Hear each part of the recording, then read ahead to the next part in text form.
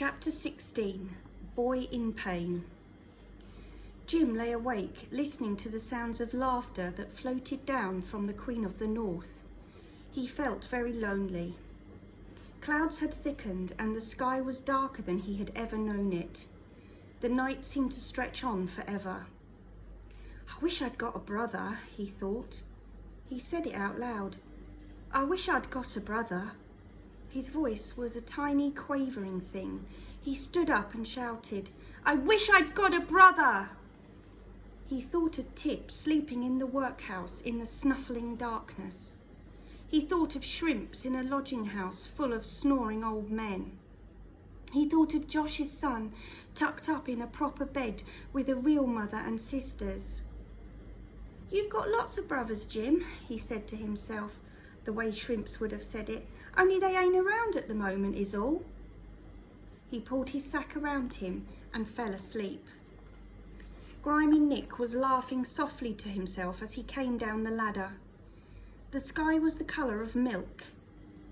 Jim started out of his slumber, his first thoughts to the fire in the brazier in case he'd let it go out. Nick tossed a bone to the dog, who leapt on it, growling. Jim held out his hands for his food. Nothing. "There's work to do soon, such as you've never seen before," Nick told him. He half fell down into the hold, sending the packed coals skittling. Snipe snarled and guzzled over his bone, his paws securing it. Jim could smell the meat on it. "Tell him, brother," a voice in Jim's head said. "He's forgot you, tell him." "Nick," Jim whispered.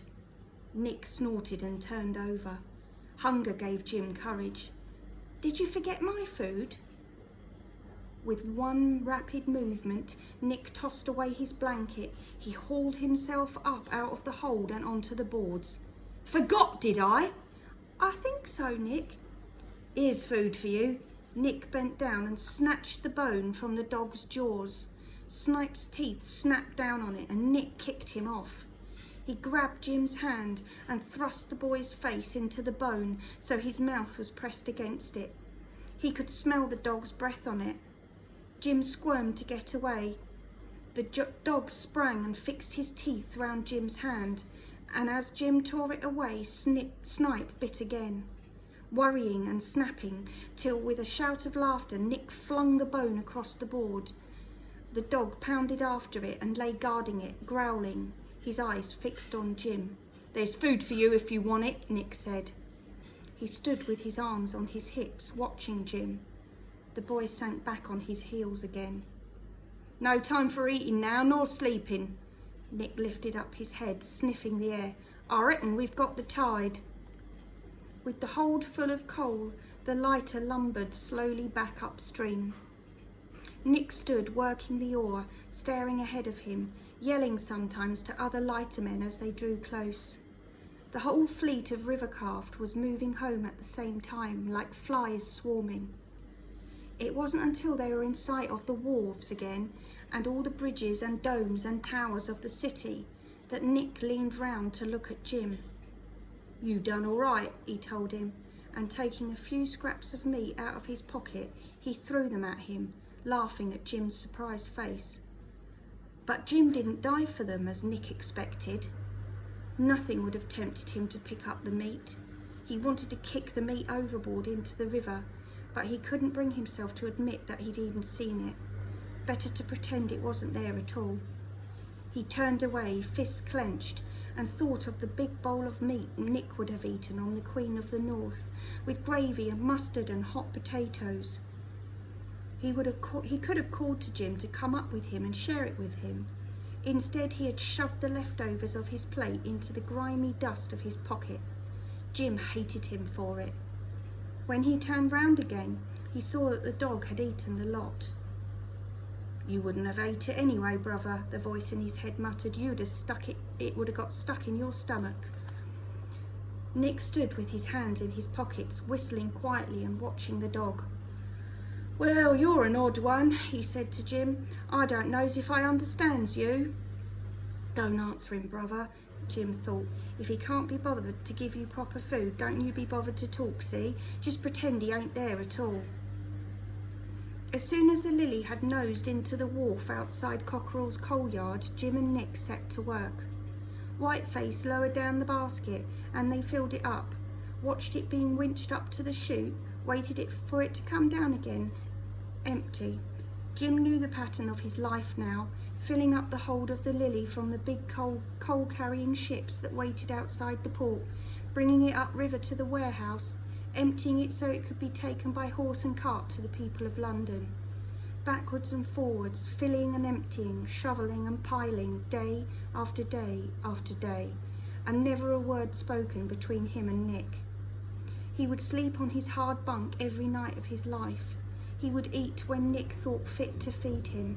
He was Nick's slave, and he was treated worse than an animal. I wish I was Snipe, he thought sometimes. And when Nick fondled the dog's head and fed him tasty scraps from his pocket. Once or twice, when they moored up to the Queen of the North again, Nick showed by a jerk of his head that Jim was to follow him on board.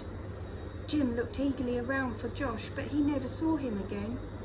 He got a job on shore, one of the men told him, wanted to see more of his family, said he'd met a little boy who'd made him long to be at home again.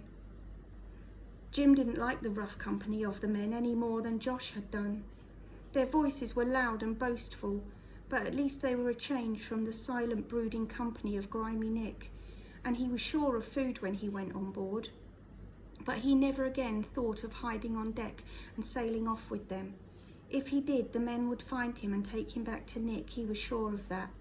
There was no escape, ever. But Jim did try to escape one night. He had been living with Nick nearly a year before his chance came. There was a sudden storm that was so wild that they made straight for the riverbank instead of heading back to the wharves. The river rolled and heaved like a boneless beast, tossing the Lily as if she was made of matchsticks. Jim clung to the side, weak and afraid, but as soon as they pulled in and tied up to land, he felt better. Nick and Snipe settled again into sleep. Jim heard the faint sound of bells. Through the slant of rain, he could see a village in the distance and a church tower. He could run to it for shelter. Maybe the storm was making such a noise that Nick and Snipe wouldn't even hear him going. "Go on, brother," his voice in his head urged. "You can do it, you can do it." Jim slid over the coal. It was awash with rain. He swung one leg over the edge of the boat and then the other, and just as he was about to lever himself up to jump, his arm got caught on the oar, which had been propped up across the boat. It slid down with a sickening thud. Snipe's ears jerked up and was listening. Immediately into the storm were tossed strange pieces of sound, the barking of a dog, the shouting of a man, and the crying of a boy in pain. "Thought you'd try it, did ya?" Nick bellowed. He picked Jim up and threw him down into the hold of the Lily on top of the coals. "You know better next time." He slid the hatchboard shut over Jim's head. Jim lay in the dark, nursing his leg where Snipe had ripped his flesh. It was hot and wet with blood. He had never known such pain in his life before.